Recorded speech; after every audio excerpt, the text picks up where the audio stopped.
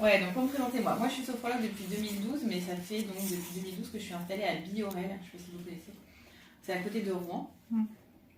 Et donc je fais de la sophrologie surtout sur le stress au travail, parce que j'étais dans les réseaux de chefs d'entreprise et je plébiscitais le bien-être au travail, le sport en entreprise, tout ça, c'était tout nouveau en 2012. Donc j'ai beaucoup travaillé là-dessus. On a des résultats quand même, parce que même le MEDEF se met au sport, donc on a pas mal de résultats. Et donc du coup, je suis arrivée là dans la vallée de l'Eure il y a 2 ans. Et j'ai rencontré Amandine qui m'a dit, bah écoute, le jeudi, je suis pas là, si tu veux essayer de travailler plus près, voilà. C'est comme ça que j'ai commencé à consulter ici le jeudi. Et puis là, maintenant, elle me laisse le lundi. Donc là, du coup, maintenant, je suis là le lundi et le jeudi. Parce que effectivement c'est plus pratique pour moi, j'ai pas 1 heure de route à faire, même si j'ai ma clientèle qui est bien installée à Rouen, voilà, j'ai pas 1 heure de route à faire. Donc après, sur ce qu'est la sophrologie, je sais pas si vous avez des questions, je peux vous donner en gros les indications. En fait, la sophrologie, c'est de 6 ans à peu près il n'y a pas d'âge, mais c'est bien de commencer à partir de 6 ans, parce qu'il faut quand même que les enfants arrivent à verbaliser un petit peu. Sur les enfants de 6 ans à 12 ans, on va avoir tout ce qui est problème de sommeil, hyperactivité, problème de comportement, hyperagressivité, timidité, enfin tous les débuts de petits mal-être qu'on peut ressentir. On a aussi l'énurésie, donc les pipis au lit, des choses comme ça qu'on va pouvoir accompagner en sophrologie. Manque de confiance en soi, voilà. Tous les symptômes de stress. Donc le stress chez l'enfant, c'est beaucoup l'activité. C'est-à-dire que le stress, ça s'appelle autrement système d'activation de l'action. Donc chez les enfants, ils n'ont pas de contrôle de ça et ils vont tout de suite se mettre à être beaucoup en mouvement, les enfants qui sont stressés. Voilà.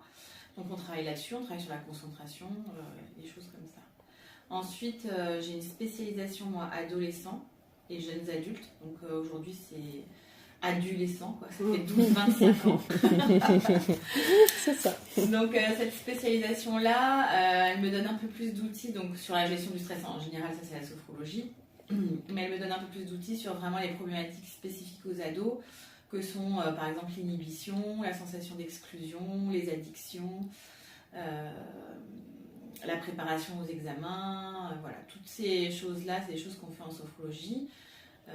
Qui permettent aux ados de se construire. Parce qu'un ado, ça passe de l'enfance à l'âge adulte, et donc ça vit toute une transformation qui est hyper importante à accompagner, parce qu'en fait, ils vont créer leur identité, ils vont définir leurs valeurs, ce qu'ils veulent faire, et ils vont s'appuyer sur les parents, plus ou moins solides des fois, en venant contre certains, en prenant des qualités de l'un, des qualités de l'autre, ou tout l'inverse de l'un, ou tout l'inverse de l'autre. Et des fois, ça vaut le coup de les accompagner. Parce qu'en fait, ce qu'il faut savoir sur les adolescents, c'est qu'ils ne sont pas matures au niveau du cerveau. Donc ils n'ont pas un contrôle total de leurs émotions. Et donc chez un adolescent, ça va de très haut à très bas, très haut, très bas. Et malheureusement, les très bas, des fois, ça fait des passages à l'acte. Et les très hauts, vous le voyez tout de suite, mais les très bas, des fois, ça ne se voit pas tout de suite, parce qu'un adolescent ne va pas parler à ses parents de son mal-être, alors que les enfants peuvent le faire encore. C'est rare qu'un adolescent vienne expliquer à ses parents que ça ne va pas. Donc ça, c'est des choses qui peuvent être pas mal. Ensuite, sur la tranche adulte, moi, alors dans mon cabinet, est-ce que je suis particulièrement douée pour ça ou pas, je sais pas, mais les médecins m'envoient beaucoup d'accompagnement de dépression. Donc là, la sophrologie, elle vient un peu aider à se projeter dans le positif, à percevoir les choses différemment, en fait. À revenir un peu aussi sur ce qu'on a été capable de faire jusque-là, ce qui est positif dans notre vie, voilà, à revenir un peu sur des choses positives, avoir une autre perception de sa propre vie et de son futur.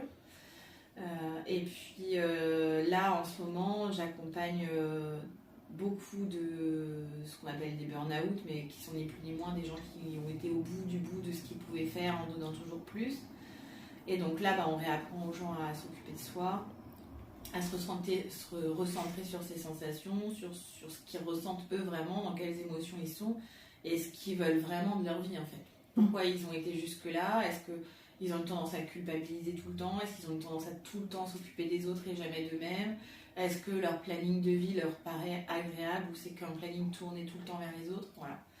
Donc là on vient sur cette partie-là. Travailler en sophrologie. Et puis après, tout ce qui est pour les hommes, je vous le dis quand même, mais on a des hommes quand même qui viennent consulter des fois sur de la performance. Mais des femmes aussi, certaines. Mais on fait de la préparation mentale comme pour les sportifs de haut niveau. Donc ça, on peut le faire en sophrologie. Et donc les gens qui sont dans du sport de haut niveau, même des enfants, du judo, du karaté, de la course à pied, du trail, voilà. On peut avoir un accompagnement qui est plus court, hein, c'est 2-3 séances, mais vraiment de préparation mentale pour préparer un événement particulier. Et cette partie-là de la sophrologie, on va aussi l'utiliser par exemple sur des gens qui ont des événements qui les angoissent. Alors ça peut être au travail, la prise de parole en public, ça peut être un rendez-vous avec un RH, mais ça peut être aussi par exemple des gens qui détestent Noël et qui, parce qu'on y est, mais qui appréhendent leur repas de famille. C'est vrai, hein. Et qui se disent comment ça va se passer avec machin, où est-ce que je vais être installée, etc., etc. Et du coup là on va utiliser pareil ces mêmes outils de préparation mentale avec de la visualisation pour que les gens se projettent positivement et puissent être capables d'agir positivement à ce moment-là. Voilà. Et puis après, sur la partie des plus de 60, là, les seniors, on intervient souvent, après la demande, ça dépend, mais on intervient souvent donc, sur préparer la retraite. Des fois, le passage vie active retraite, comment je me projette positivement dans ma retraite, qu'est-ce que j'ai vraiment envie de faire de ces années-là. Donc là, on travaille là-dessus. Et puis ensuite, on peut travailler sur... on a beaucoup de pertes de sommeil aussi, des choses comme ça qui arrivent. Et là, on va venir mettre des outils donc, sur réapprendre à dormir, etc. Je pense que j'ai fait à peu près... Au niveau des grossesses, voilà, donc ça aussi. c'est des préparations à des événements. Donc c'est les mêmes techniques que pour les sportifs. On va préparer mentalement la femme enceinte à ce que ça se passe bien. Et on va un petit peu plus loin, souvent on va dans le développement perso et on accompagne aussi beaucoup de jeunes mamans ou jeunes papas sur leur idéal de maman ou de papa. Parce que l'adolescence, on se construit l'idéal d'adulte qu'on veut être. Et quand on devient maman ou papa, on a des références qui sont les siennes et qui ne sont pas toujours ce qu'on a envie de reproduire en fait. Et donc là, on travaille sur la préparation à l'accouchement et le après. Quelle maman j'ai envie d'être, quelles valeurs j'ai envie d'enseigner à mon enfant, comment j'ai envie de me comporter. Et surtout quand il y a eu des petits traumatismes, par exemple des mamans qui ont eu des mamans qui criaient beaucoup et qui ne veulent pas crier beaucoup, mais qui se rendent compte qu'elles se mettent à crier beaucoup parce qu'en fait c'est la seule chose qu'elles connaissent.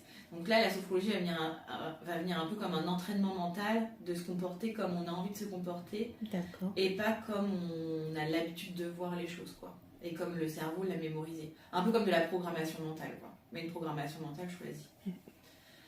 Voilà.